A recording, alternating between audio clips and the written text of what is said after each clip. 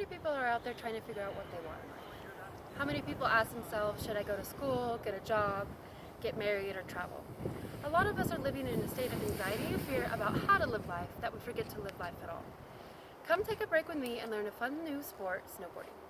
This is Bear Mountain in Big Bear, California, and today I'll be teaching you how to stop on a snowboard. But why should snowboarding be a sport that you want to learn? Accomplishing those goals that you set in life, creating new goals and accomplishing them again, are the best way to having a high self-esteem and self-efficacy. I've been snowboarding for over 10 years, and believe me when I say that snowboarding is one of the best ways to maintain a healthy lifestyle. So if we're going to start a new venture, how do we do it exactly? In just a few steps, you can be ready. The steps I'm going to cover today will be how the edges of your board affect your stopping, what positioning you want your body to be in, what movements are and are not essential for a stop, initiating movement, stopping, and initiating movement again. So let's get started. When we're snowboarding, most of us don't take into consideration the more technical aspects of what's going on. The toe edge, where our toes lie, and the heel edge, where our heels lie, will be what is necessary to stop.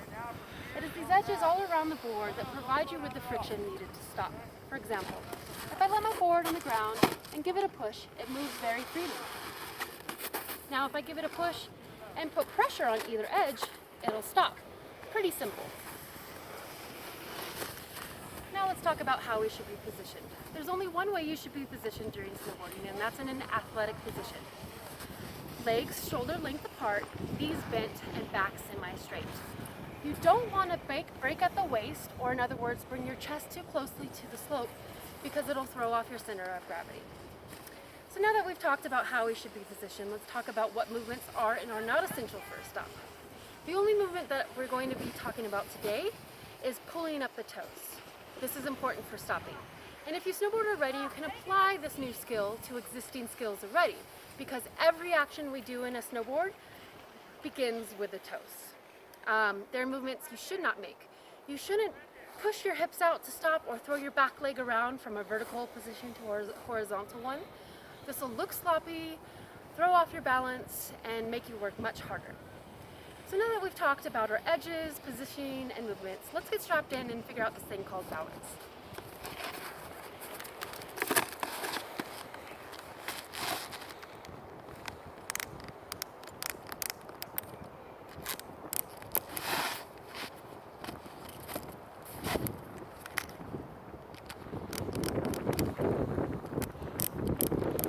Right now I'm in a stop position. If I want to initiate movement, I need to relax my muscles and let my toes drop a little bit and let the board slide. Toes are up, dropping them, and it slides. To stop, I need to pull up my toes and hold them in an up position, and it's only going to be about an inch off the ground. To initiate movement again, I simply drop the toes and let the board slide. Up, hold them, and it stops about a half an inch. Now, if you pull up too aggressively, you may fall backwards, and if you don't pull up enough, you may fall forward. Getting down balance is just going to take some practice. When you're snowboarding, you want to repeat those steps at a slow pace until you master confidence. And I know it's cliche, but if you just have fun, it won't take you long to learn the sport. We've already learned a lot today. We've learned about our edges and how they affect our board, our positioning, what movements are and are not essential for the stop, and we've learned to initiate movement, stop, and initiate movement again. Any new venture is going to be a struggle.